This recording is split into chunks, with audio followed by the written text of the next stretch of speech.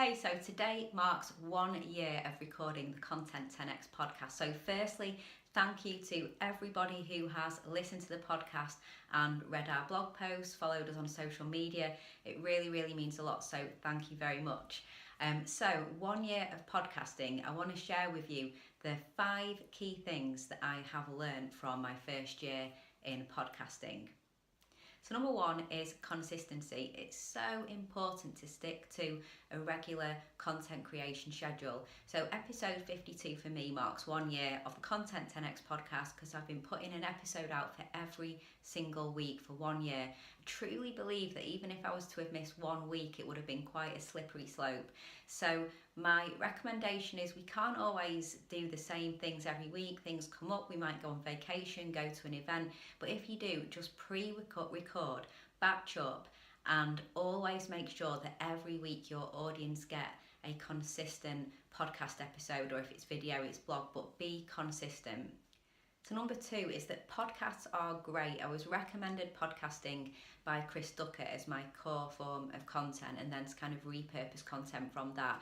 And I have to say, it's been absolutely fantastic. It's been very good for engaging with my audience, very immersive, and a really good way of connecting with people, but also it is a great form of content for repurposing as well. So the podcast can go on into blog posts and show notes and social media posts and graphics, and all sorts of things can be created from podcasts. So they're a great form of core content.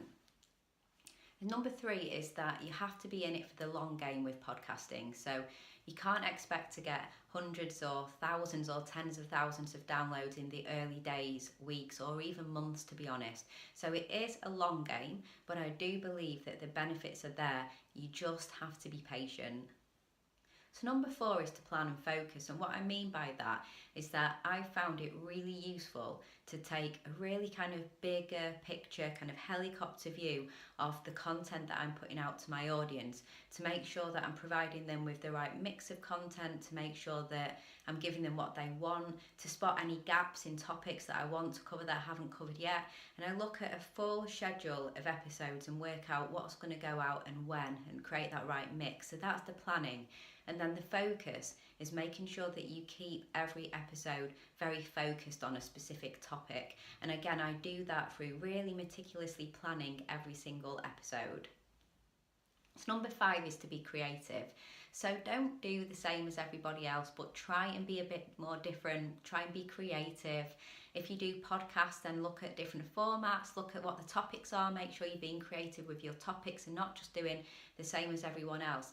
And then with repurposing, so I'm obviously going to talk about repurposing, but be creative with your repurposing. So we repurpose content into GIFs, into infographics, into slideshares, into live presentations, into webinars. All of our content we've really looked at from a creative standpoint of how can we communicate this message in a different way, and just try and be as creative as you can in doing that. And over and above everything else, it's just about content being king, okay? So content is so important. I have a year's worth of content that I can now refer my audience to, that I can repurpose, that I can use in marketing, and that people can find me through as well. So it's going to be out there forever now, all of my blog posts and my podcast episodes. So 1 year of podcasting has been absolutely great, but I'm really looking forward to year 2, year 3 and onwards as well. Okay, so all that's left to say is happy birthday to the podcast.